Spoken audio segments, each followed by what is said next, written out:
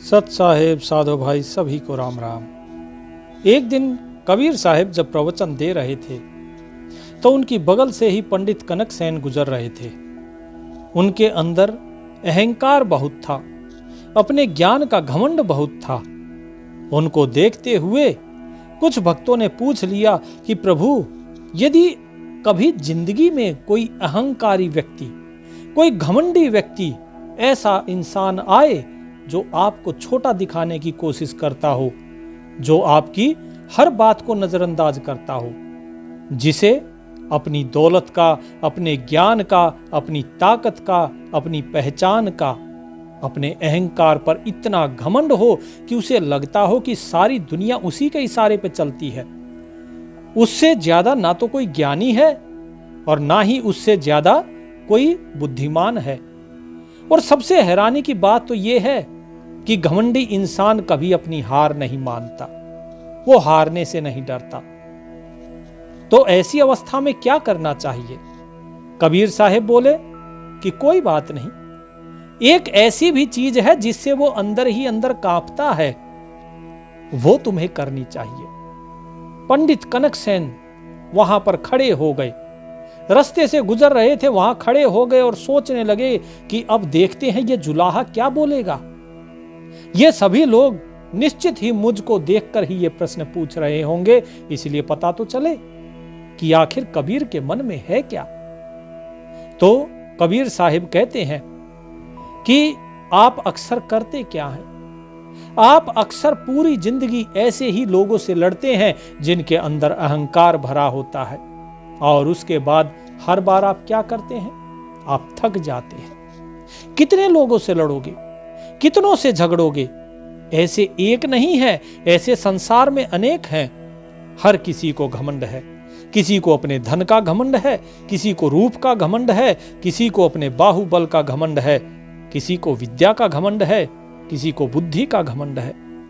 और कोई नहीं है तो लोगों को अपने नाम पर ही घमंड हो जाता है कि हमने गुरु से नाम दान लिया है, हम नामी हो गए, और जो दूसरे हैं वो निकृष्ट रह गए जिन्होंने नाम दान नहीं लिया।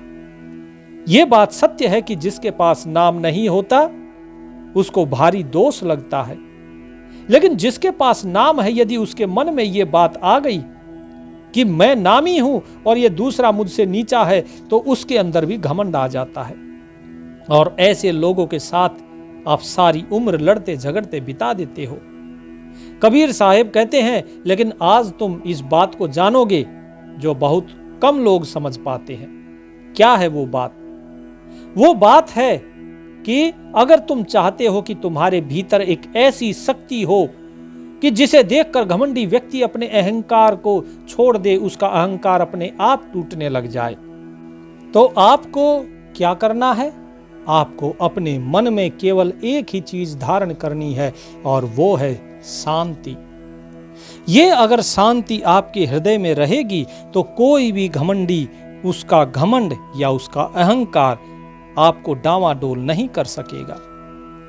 आपको अपने मन में केवल और केवल शांति धारण करनी है। इस शांति के अलावा आपको कुछ भी धारण नहीं करना है, क्योंकि यदि आप अशांत हो, क्योंकि घमंडी व्यक्ति को देखकर अधिकांश लोग क्या सोचते हैं? यही तो सोचते हैं ना कि भाई उसे उसी की भाषा में जवाब दो, ये जो भाषा समझता है उसी भाषा में बोलना है, ये ऊंचा बोलता है तो हम इससे भी ऊंचा बोलेंगे। हमेशा यही रहता है। अगर वो अपमान करता है तो उसका अपमान करो, वो अगर खुद को बड़ा समझता है तो हम उसको नीचा दिखाएंगे, उसे छोटा साबित करने की कोशिश करते हैं। पहली नजर में आपको लगता है कि हां ये सब सही है, पहली नजर में आपको लगता है कि हम उसे छोटा साबित कर देंगे, पहली नजर में आपको लगता है कि हम उसे हरा देंगे, लेकिन ये आपकी सबसे बड़ी भूल होती है।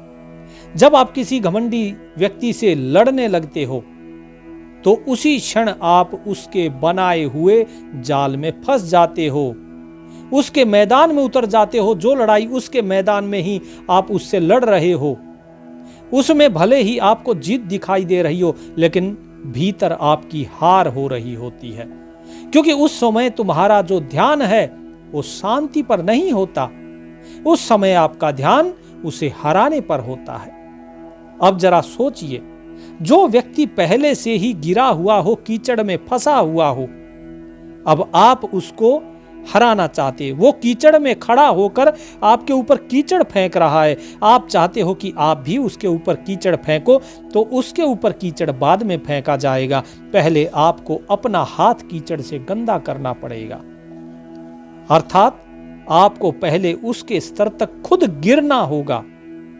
यदि आप उसके स्तर तक गिर गए तो जरा बताइए कि उसमें और आप में क्या फर्क रह जाएगा।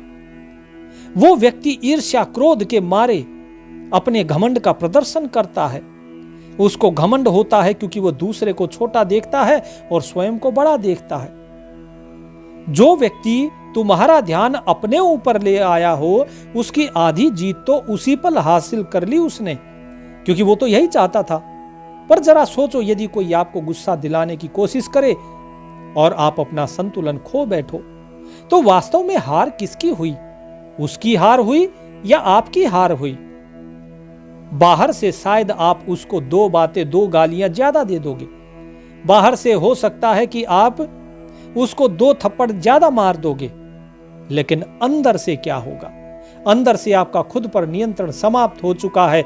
जिसने तुम्हें विचलित कर दिया, वही उसी क्षण तुम्हारा मालिक बन जाता है।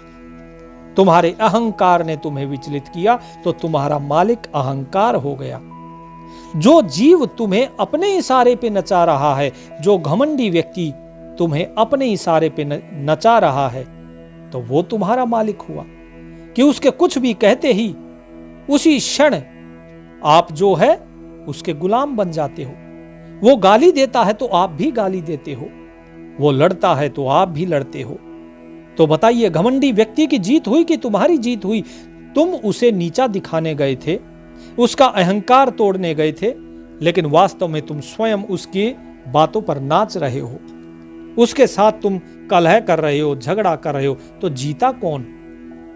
घमंड का जन्म हमेशा भीतर की कमजोरी से होता है, और जो व्यक्ति सच में मजबूत होता है वो कभी अपने आप को बड़ा साबित करने की कोशिश नहीं करता है। उसे क्योंकि बड़ा साबित करने की जरूरत ही नहीं होती है। बड़ा साबित उसे किया जाता है जो छोटा होता है, वो स्वयं को बड़ा साबित करने की कोशिश करता है। अहंकारी व्यक्ति छोटा होता है, इसीलिए वो खुद को बड़ा साबित करना चाहता है। घमंडी व्यक्ति छोटा होता है, इसीलिए वो स्वयं को बड़ा साबित करने की कोशिश करता है। और यदि कभी तुम्हारी जिंदगी में ऐसा भी कभी इंसान आया जो तुम्हें छोटा साबित करने की कोशिश करे, जो तुम्हारी हर बात को नजरअंदाज करे, तो तुम उसे नजरअंदाज करो। तुम अपने मन में शांति रखो, तुम्हें कुछ कहना ही नहीं, कुछ बोलना ही नहीं। यदि तुमने कुछ बोला, कुछ कहा, तो तुम उसके चक्कर में फंस जाओगे। लोगों ने जब साहिब की ये सारी बात सुनी तो वो भेद समझ गए कि कबीर साहिब बिल्कुल सही कह रहे हैं, क्योंकि अक्सर होता तो यही है। ये जीव दूसरे को हमेशा ये सोचता है कि छोटा दिखाए। कोई भी अहंकारी, कोई भी घमंडी यही चीज करता है। कबीर साहिब कहते हैं कि भाई, इस शांति को रखना इतना आसान नहीं है। इस शांति को रखने के लिए बड़ा प्रयत्न करना पड़ता है, क्योंकि यह मन बड़ा बेकाबू हो गया है। अब इस बात पर जैसे ही कबीर साहिब ने यह बात कही, तो तुरंत ही जो पंडित कनक सेन जी थे, वो तुरंत ही कबीर साहिब के पास आते हैं और कहते हैं, कबीर, तुम कह रहे हो कभी तो दूसरों को ज्ञान दे रहे हो कि भाई शांति रखो, और अब तुम कह रहे हो कि शांति रखना सरल काम नहीं है। तुम लोगों को बरगला रहे हो, खुद ही दोनों तरफ की बात कर दे रहे हो। कबीर साहिब बोले कि आइए विप्रवर, बैठिए, स्वागत है आपका। बताइए, आपको कौन सी समस्या हुई हमारी इस बात में? आपको कैसे इसमें दुविधा नजर आई? क्या शांति रखना आसान कार्य है? तो पंडित कनक सेन ने कहा कि नहीं, आसान कार्य तो नहीं है। और जब आसान कार्य नहीं है, तो आपने क्यों कहा लोगों से कि आप सभी शांति रखो? कोई भी आपको कुछ भी कहे, आपको शांति रखनी है, आपको मन में धैर्य रखना है। कबीर साहिब कहते हैं, बात तो बिल्कुल सही कही है, अगर धैर्य नहीं रखेंगे तो क्या होगा? वही होगा जो आपके साथ हुआ। तो पंडित कनक सेन कहते हैं, मेरे साथ क्या हुआ? कबीर साहब बोले कि आप वहां पेड़ के नीचे खड़े खड़े हमारी सारी वार्तालाप सुन रहे हैं। आपके मन में यह आया कि सभी लोग मुझे देखकर और मेरे ऊपर कटाक्ष करने के लिए प्रश्न कर रहे हैं, और आपके मन में यह बात आई कि ये जो उत्तर दिया जा रहा है वो भी मुझे संबोधित करते हुए दिया जा रहा है, इसीलिए आप दौड़े दौड़े चले आए। कबीर साहिब कहते हैं कि साधो भाई, कंचन तजना सहज है, सहज त्रिया का नेह है, मान बढ़ाई ईर्ष्या मुश्किल दुर्लभ तजना ये है। कई जगह आता है मुश्किल तजना ये। तो कबीर साहिब ने जब ये बात कही तो पंडित कनक सेन वो थोड़े सकुचा गए। कबीर साहिब बोले, देखो भाई, धन का त्याग हो सकता है। श्री रामचंद्र ने धन का त्याग किया और अपने राज्य को छोड़कर वनवास ग्रहण किया अपने पिता की आज्ञा के लिए। और सहज त्रिया का नेह है, अर्थात अपनी स्त्री का मोह भी त्यागना, ये भी जो अच्छा व्यक्ति होता है, जो अच्छा साधु या सज्जन व्यक्ति होता है, वो कर सकता है। जिस प्रकार श्री राम ने सीता जी का त्याग करके उन्हें वनवास भेज दिया। लेकिन कबीर साहिब ने कहा कि मान बढ़ाई ईर्ष्या दुर्लभ तजनी ये है कि अपने मान सम्मान इसको त्यागना बड़ा मुश्किल है, अपनी बड़ाई को त्यागना बड़ा मुश्किल है, और दूसरे से ईर्ष्या करना, उस ईर्ष्या का त्याग करना, ये बड़ा ही दुर्लभ है, ये नहीं होता है। स्वयं श्री राम भी उस मान सम्मान के लिए सीता जी का त्याग कर गए, क्योंकि उनको जो राज सिंहासन का मान था वो अधिक प्यारा था। वो भूल गए कि पतिव्रता कौन है, और इसके बाद उनके इस कृत्य के लिए ये समाज आगे एक नई परिभाषा रच देगा, और इसी प्रकार का ही आगे भविष्य में सारा आचरण किया गया, क्योंकि जो श्रेष्ठ व्यक्ति होते हैं उनका आचरण तो फिर ये संसार करता ही है। इस बात पर कनक सेन जी भड़क गए। पंडित कनक सेन कहते हैं कि ये आप क्या अनर्गल बात कर रहे हैं, श्री राम जी तो ऐसे नहीं थे। वो श्री राम के पक्ष में बहुत सी बातें करने लगे। कबीर साहब बोले कि श्री राम निश्चित रूप से वंदनीय है, मर्यादा पुरुषोत्तम है, भगवान श्री राम को हम नमस्कार करते हैं, लेकिन आपके मन में ये ईर्ष्या क्यों उठी? आपके मन में इस प्रकार के भाव क्यों उठे? आप पंडित कनक सेन जी हमारे साथ बहस करने के लिए क्यों उतर गए? आप इसी बात को सुनकर शांति से विचार कर और उसके बाद आराम से अपने घर जा सकते थे, लेकिन आप देखिए तुरंत भड़क गए हैं। ये आप क्यों भड़के? क्योंकि आपके अंदर का जो अभिमान है, जो आपके अंदर का अहंकार है, घमंड है, जो ज्ञान का घमंड है, वो आपको ये सब नहीं करने देता। आपने बेशक माया त्यागी हो, उससे क्या लाभ होता है? माया तजी तो क्या हुआ, मान तजा नहीं जाए, मान बड़े मुनि और गिले, मान सबन को खाए। कि हे पंडित कनक सेन जी, माया त्यागने से कुछ नहीं होता। आपका तो नाम ही है कनक सेन, लेकिन आपने बेशक माया त्याग दिया, आपने बेशक कनक को त्याग दिया, आपने बेशक कामनी को भी त्याग दिया, लेकिन जरा मुझे बताइए, क्या आपने मान को त्यागा? यदि आपने अपने मान अभिमान को त्याग दिया, फिर आपको क्रोध क्यों आया? आपके हृदय में क्यों ये तरंगे उठी? क्यों ये ईर्ष्या की बातें आपने करी? तो इसीलिए मैं कहता हूं कि इस मान को त्यागना और मन में शांति स्थापित करना ये बड़ा ही दुष्कर कार्य है, क्योंकि इस मान अभिमान ने बड़े बड़े मुनियों को खा लिया। इस मान ने किसी को भी नहीं छोड़ा, इस मान ने सबको खा लिया। जो भी फंसा इस मान के चक्कर में फंसा। दुर्योधन को मान चाहिए था, द्रौपदी को अभिमान चाहिए था, रावण को भी मान चाहिए था, धन दौलत सब कुछ तो थी, सारी चीजें थी, लेकिन मान अभिमान। रावण जानता था उसने गलती करी, लेकिन उसको अपना जो अभिमान था वो बड़ा प्यारा था। उस मान के चक्कर में, उस अहंकार के चक्कर में ही जीव हमेशा हमेशा के लिए गलत रास्ते पे चल देता है। इसीलिए इस अहंकार को त्याग देना चाहिए। पंडित कनकसेन इस बात पर आग बबूला हो जाते और कहते हैं, बोले कबीर तुम एक जुलाहे हो, तुम्हें क्या पता एक पंडित का मान सम्मान क्या होता है, कितना आदर करते हैं काशी के लोग हमारा, क्या आप जानते हो इस बारे में? आपको भला क्या पता होगा?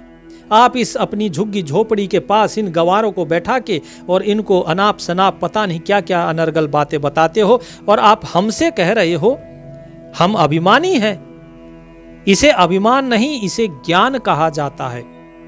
कबीर साहिब कहते हैं, जो अपने मान और अपने आदर के लिए भागता फिरे वो ज्ञानी नहीं होता, वो अहंकारी होता है, वो लालची होता है अपने मान सम्मान को पाने के लिए। कबीर साहिब बोले हे कनकसेन जी, यदि अपना भला चाहते हो तो छोड़ दो इस मान को, इस आदर को त्याग दो। काला मुंह कर मान का आदर लावो आग, मान बड़ाई छाड़ के रहो नाम लो लाग। कि अपने ये जो मान है इसका काला मुंह कर दो। जीव हमेशा ये सोचता है मैं बड़ा सुंदर दिखूं, मैं बड़ा सज्जन दिखूं, भद्र दिखूं, ताकि लोग मेरी तरफ देखें, लोग मेरी वाहवाही करें, मेरी प्रशंसा करें। अरे किसकी प्रशंसा करें? आप कहते हो कि आपका आदर करते हैं लोग करते हैं उस ज्ञान का आदर जो ज्ञान आपको है, और आप सोचते हो कि आपका आदर करते हैं, और उसी की मान बड़ाई में आप इतने डूबे हुए हैं कि आपको यही नहीं पता है कि आप स्वयं कौन है। कनकसेन जी बोले अरे जुलाहे, क्या मूर्खता की बातें कर रहे हो? अरे मुझे नहीं पता होगा कि मैं पंडित कनकसेन हूं? इस संसार में किसी से पूछो, पूरी काशी में सब मुझे जानते हैं, बच्चा बच्चा मुझे जानता है। कबीर साहिब बोले, यदि तुम्हें बच्चा बच्चा जानता है तो बच्चे को छोड़ो, तुम स्वयं ही बता दो तुम कौन हो। उन्होंने कहा, मैं पंडित कनकसेन हूं, प्रकांड ज्ञाता, काशी विद्यापीठ का पढ़ा हुआ। कबीर साहिब बोले, वाह, काशी विद्यापीठ से विद्या ग्रहण करने वाले पंडित कनकसेन जी, आपको कोटि कोटि प्रणाम है, लेकिन मुझे ये तो बता दीजिए ये पंडित कनकसेन है कौन? पंडित कनकसेन कहते हैं कि अरे तुम्हारे सामने साक्षात इतना बड़ा मैं खड़ा हुआ हूं और तुम्हें दिखाई नहीं दे रहा कि पंडित कनकसेन कौन है? कबीर साहिब बोले, तुम कहते हो कि मैं खड़ा हूं, तुम मैं हो या पंडित कनकसेन हो? इस बात पर कनकसेन जी थोड़े शक पका गए। वो बोले कि आप कहना क्या चाहते हो? अरे तुम्हारे शब्दों में कोई अर्थ नहीं, कोई सिर नहीं, पैर नहीं, कहना क्या चाहते हो आखिर? क्या मैं कनकसेन नहीं हूं? बताइए, आपके जितने शिष्य बैठे हैं पूछिए इनसे, क्या मैं कनकसेन नहीं हूं?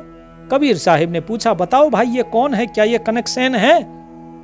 सभी ने कहा एक सुर में, हाँ जी यही है पंडित कनकसेन। कबीर साहिब बोले, कनकसेन, मैं तुम्हारी बात को मान लेता हूं कि तुम कनकसेन हो, लेकिन मुझे ये तो बताओ कि यदि तुम कनकसेन हो तो ये मैं कौन है जिसे तुम मैं कह रहे हो? पंडित उन्होंने फिर से कहा आग बबूला होके कि अरे दुर्बुद्धि, तुझे इतनी भी बुद्धि नहीं है कि अरे मैं ही हूं ये तुम्हारे सामने खड़ा, इतना बड़ा शरीर नहीं दिखाई दे रहा तुम्हें? कबीर साहिब ने कहा कि ठीक है, मुझे दिखाई दे गया कि मेरे सामने जो खड़ा है ये कनकसेन है। ठीक है कि तुम कनकसेन हो, लेकिन मुझे ये बताओ, जब तुम पैदा हुए थे तब ये नाम तुम्हारे साथ आया था क्या? कनकसेन ने कहा, नहीं। तो फिर ये नाम कहां से आया? कि हमारे माता पिता ने रखा। यदि तुम्हारा नाम तुम्हारे माता पिता ने रखा तो जरा बताओ मुझे कि तुम्हारा ये नाम तुम्हारे माता पिता ने इस शरीर का रखा या तुम्हारा रखा? क्योंकि तुम तो उस समय कोई नाम लेकर आए ही नहीं थे। जब तुम्हारा नाम नहीं रखा गया था कनकसेन, तब तुम थे या नहीं थे? कनकसेन ने कहा, जी मैं तो था, क्यों नहीं था? मैं तो माता के गर्भ में भी था और माता के गर्भ से बाहर आने के बाद भी था और आज भी हूं। कबीर साहिब ने कहा, यदि तुम नामकरण से पहले भी थे तो इसका मतलब नामकरण बाद में हुआ, नामकरण केवल इस शरीर का है। क्या मैं गलत कह रहा हूं? कनकसेन ने कहा कि नहीं, तुमने जो कहा बिल्कुल सही कहा। इस शरीर का नाम कनकसेन है और शरीर को पहचानने के लिए ये नाम रखे गए हैं। कबीर साहिब ने कहा, तो ठीक है, कनकसेन इस शरीर का नाम है और इस नाम से पहले भी तुम थे। तुमने अभी स्वयं कहा कि नाम धारण करने से पहले भी तुम थे, तो बताओ मुझे कि तुम कौन हो फिर? क्या पहचान है तुम्हारी? क्या नाम है तुम्हारा? कनकसेन ने कहा कि मैं आत्मा हूं। कबीर साहिब ने कहा, वाह, क्या होती है आत्मा? जरा बताओ मुझे, कैसे रंग की होती है? तुमने कहा कि तुम आत्मा हो, तो बताओ मुझे कैसे वस्त्र पहनती है आत्मा? वो आत्मा स्त्री है या पुरुष है? वो निराकार है या साकार है?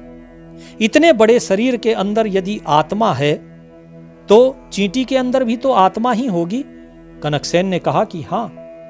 कबीर साहिब ने कहा, तुमने इतने वेद पढ़े, इतने तुमने जो पुराण पढ़े हैं, शास्त्र पढ़े हैं, उसके हिसाब से क्या तुम्हें कर्म के आधार पर दूसरा जन्म मिलेगा? कबीर साहिब की इस बात पर कनकसेन ने कहा कि अवश्य मिलेगा। कबीर साहिब ने पूछा, यदि तुम्हारा चींटी का जन्म होता है तो बताइए मुझे कि तुम्हारे शरीर में कितनी बड़ी आत्मा है और उस छोटी सी चींटी के अंदर कितनी बड़ी आत्मा समाएगी? यदि वो आत्मा तुम्हारे पूरे शरीर के आकार की है तो उस चींटी में कैसे आएगी? और यदि तुम्हारी आत्मा बहुत छोटी है तो तुमने उसे देखा कैसे? छोटी है तो कितनी छोटी है?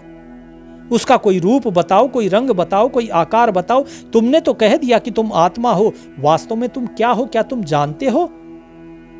आखिरी में जब कनकसेन के दिमाग की चक्कर घिन्नी बंद गई इन सवालों से, तो उसने हाथ जोड़ लिए। वो समझ गया कि कबीर साहिब कोई साधारण जुलाहे नहीं है, क्योंकि कनकसेन के अज्ञान की परतें अब धीरे धीरे खुलने लग रही थी। कबीर साहिब ने उसके जो ज्ञान का घमंड था, अहंकार था उसके शास्त्रों के ज्ञान का, वो धीरे धीरे अब टूटने लगा था। कबीर साहिब कहते हैं कि जिस मान बड़ाई के पीछे तुम भाग रहे हो, जरा सोचो तो सही, वो मान बड़ाई किसकी हो रही है? समाज केवल इस शरीर को देखता है, कनकसेन केवल इस शरीर का नाम है, और तुम इस शरीर की मान बड़ाई के पीछे पागल हुए घूम रहे हो। तुम स्वयं को नहीं जानते कि तुम स्वयं कौन हो। कनकसेन केवल शरीर है और अभी तुमने कहा कि मैं आत्मा हूं। यदि तुम आत्मा हो तो फिर इस शरीर के नाम के पीछे क्यों लगे हुए हो? इस शरीर की वाहवाही के पीछे क्यों लगे हुए हो? तुमने कभी स्वयं की वाहवाही लूटने की कोशिश करी? तुम इस शरीर को सजाते हो, संवारते हो, कभी अपनी आत्मा को सजाया संवारा, खुद को सजाया संवारा? तुमने इस शरीर पे अभिमान किया, इस शरीर के ज्ञान पर अभिमान किया, इन शास्त्रों पे अभिमान किया। क्या स्वयं पे कभी अभिमान किया? नहीं। क्यों अभिमान नहीं किया? क्योंकि तुम जानते ही नहीं हो स्वयं को। मान बड़ाई कूकरी धर्म राय दरबार, दीन लकुटिया बाहरा सब जग खाया फाड़। कि हे कनकसेन, ध्यान से सुनो।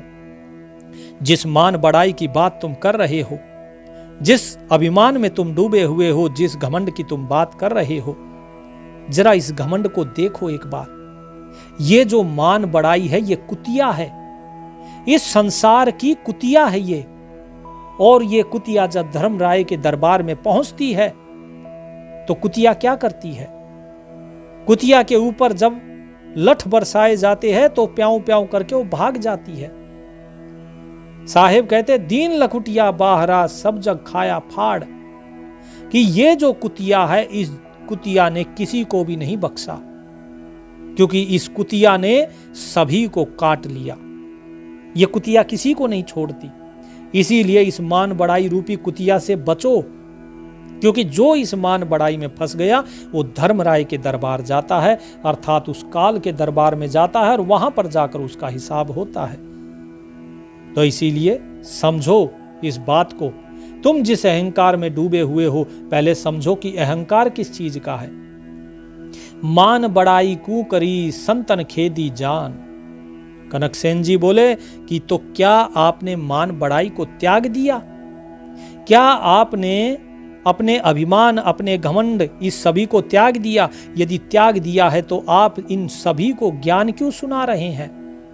कबीर साहब बोले, ज्ञान इसलिए सुनाया जाता है ताकि जीव अभय प्राप्त कर सके, ना कि इसलिए कि लोग मेरी वाहवाही करें। तुम ज्ञान सुनाते हो इन किताबों का देखकर, इन पोथियों का, पुराणों का, ताकि लोग तुम्हारी प्रशंसा करें। उसी के अभिमान में तो तुम डूब गए। लेकिन मैं ज्ञान सुनाता हूं अपने आत्म अनुभव का, मैं ज्ञान सुनाता हूं जीवों के कल्याण के लिए। इसीलिए मेरे अंदर मान अभिमान नहीं आता है, मैं उसे नजदीक फटकने ही नहीं देता। मान बड़ाई कुकरी संतन खेदी जान, पांडव जग पूर्ण भया सुपच विराजे आन।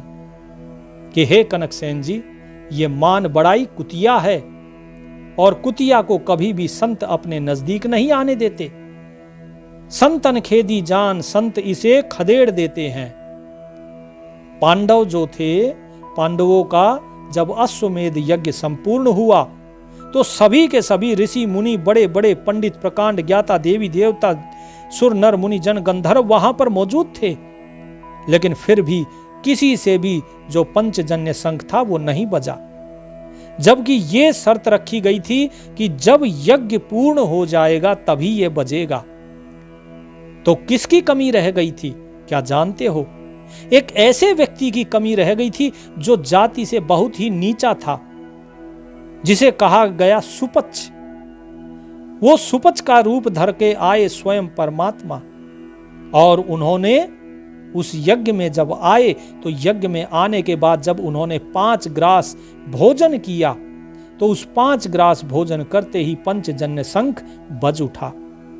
संत की महिमा ही ऐसी है, क्योंकि वो संत थे, वो स्वयं उस साहिब के रूप थे। तो एक संत की महिमा बहुत बड़ी होती है। संत के पास कोई भी मान, बड़ाई, घमंड, अहंकार ये फटकता भी नहीं। माया उसके पास नहीं फटकती, माया उसकी दासी होती है। अगर माया उसके पास किसी भी रूप में आएगी तो संत उसे खदेड़ देते हैं। मान बड़ाई जगत में कुकर की पहचान, याद रखना इस चीज को, कुत्ते की पहचान होती है मान बड़ाई। तो इसीलिए हे कनकसेन जी, मान बड़ाई को त्यागो। इस जगत में मान बड़ाई की पहचान एक कुत्ते से ज्यादा नहीं है। तुम्हारे इस घमंड की, इस अहंकार की जो पहचान है वो कुत्ते जितनी ही है। क्यों कहा कुत्ते जैसी? इसलिए कहा कि मीत किए मुख चाट ही बैर किए तनहान। कि जिस प्रकार से एक कुत्ता है, अगर उस कुत्ते से प्रेम करोगे वो तुम्हारा मुंह चाटने लगता है जीभ से। वो अपनी जीभ पता नहीं कहां कहां गंदगी में मार के आया होगा, वो तुम्हारा मुंह चाटेगा, तुम्हारे मुख को गंदा करेगा। और यदि तुमने उससे बैर किया तो वो तुम्हें ही काटने के लिए दौड़ेगा।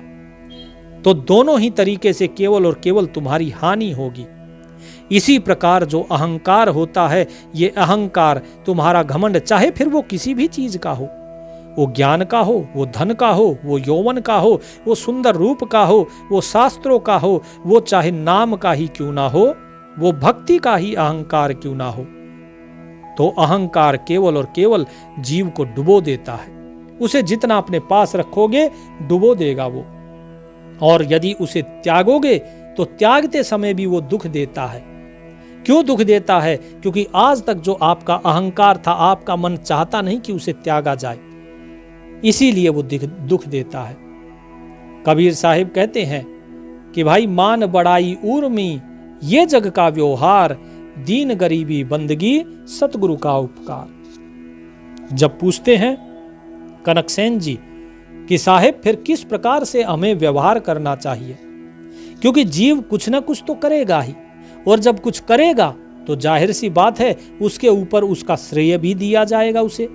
यदि मैं जीवों को ज्ञान सुनाता हूं तो उसका श्रेय भी दिया जाता है मुझे। जिस प्रकार आप यहां पर जीवों को भक्ति का ज्ञान सुना रहे हैं तो लोग आपको श्रेय भी देंगे। इस बार कनकसेन जी के स्वर थोड़े से बदले हुए थे।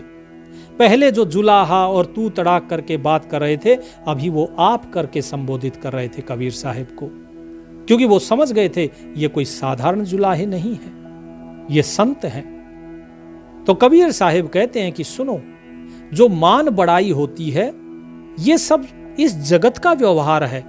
ये आपको इस जगत में मान प्रतिष्ठा दिलाएगा, इस शरीर को, क्योंकि लोग केवल इस शरीर को जानते हैं, इस शरीर से परे उस आत्मा को तो जानते नहीं जो आप हैं।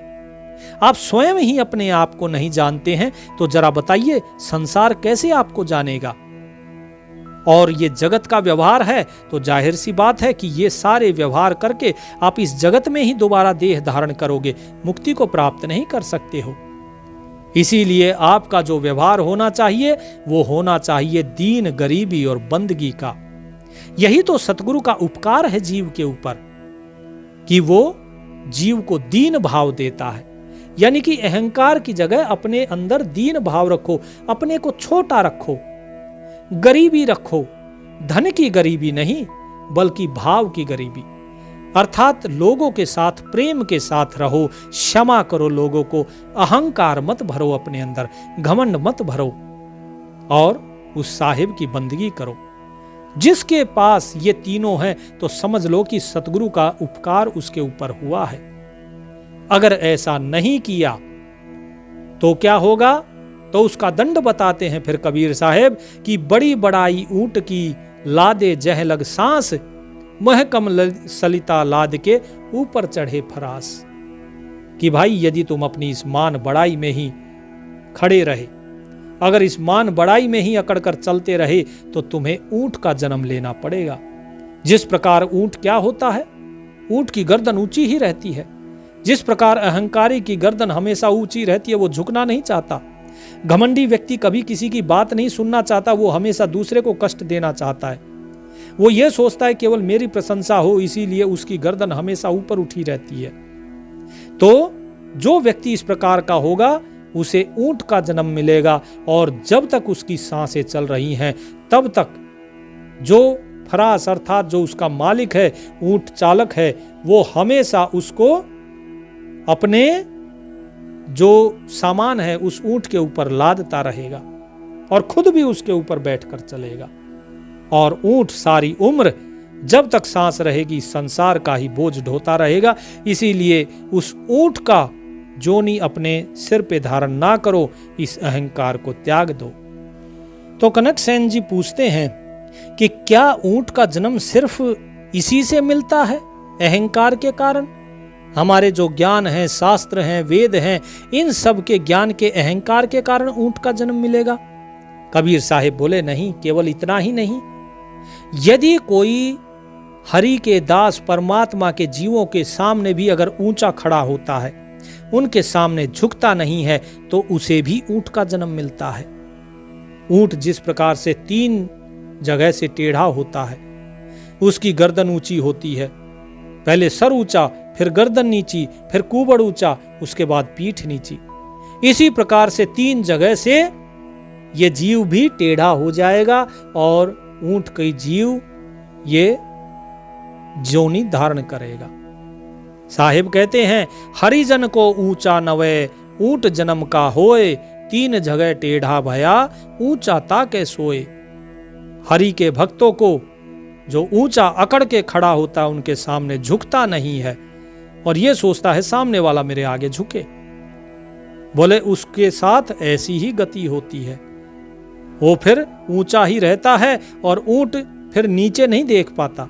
वो बेचारा ऊंचा ही रहता है, उसकी मुंडी ऊपर ही रहती है, उसकी सरदर्द ऐसे ही रहता है। फिर सारा जन्म जब तक वो जिएगा तब तक वो केवल और केवल बोझा ही ढोता रहेगा इस संसार का। अंतिम श्वास तक बोझा ढोएगा, अपने मालिक का भी और इस संसार का भी। तो इसीलिए इस प्रकार की गलती ना करें, अपने अहंकार को त्यागो। अहंकार को, अपने घमंड को त्यागना है, शांति से त्यागो। अपने मन में शांति रखो। यदि कोई अहंकारी व्यक्ति मिल जाए तो भी शांति रखना। अब बताइए कनक सेन जी, आपने मुझसे इतने उग्र भाव से बात करी, क्या आपको कहीं पर भी ऐसा लगा कि मैं आपके ऊपर उग्र हो रहा हूं? क्या आपको कहीं पर भी ऐसा लगा कि मैंने आपसे अपशब्द कहे हो? कनक सेन जी बोले नहीं, आप तो बिल्कुल शांत स्वभाव में बैठे थे। मैं ही आपको कटु वचन कहता जा रहा था, लेकिन आप फिर भी शांत रहे। कबीर साहिब साध संगत जी की तरफ इशारा करते हुए कहते हैं कि साधो भाई, इसी प्रकार से आपको भी शांति रखनी है। आप शांत रहिए, प्रतिक्रिया मत देना। अक्सर जीव की आदत होती है कि वो तुरंत प्रतिक्रिया देने की कोशिश करता है। प्रतिक्रिया मत दो। क्योंकि जब आप प्रतिक्रिया नहीं दोगे, सामने वाला आपको बुरा भला कहेगा। आप यदि केवल मुस्कुरा भर भी दिए तो केवल मुस्कुराने से ही सामने वाला जल भुनकर राख हो जाएगा, क्योंकि उसके मन में अहंकार की अग्नि लगी हुई है। ये घमंड, ये अहंकार, ये जीव को अंदर ही अंदर जलाता है। इसीलिए तुम भी कभी अहंकार न पालना। यदि अहंकार पाला तो सामने वाले की एक मुस्कुराहट से तुम्हारा जी जलने लगेगा, तुम्हारा हृदय जल भुनकर राख हो जाएगा। इसीलिए अपने मन में शीतलता और शांति धारण करो, क्योंकि जब तक शांति है तब तक तुम्हें कोई भी अपने भक्ति पथ से डिगा नहीं सकता। परमात्मा सभी का कल्याण करे। सत साहिब।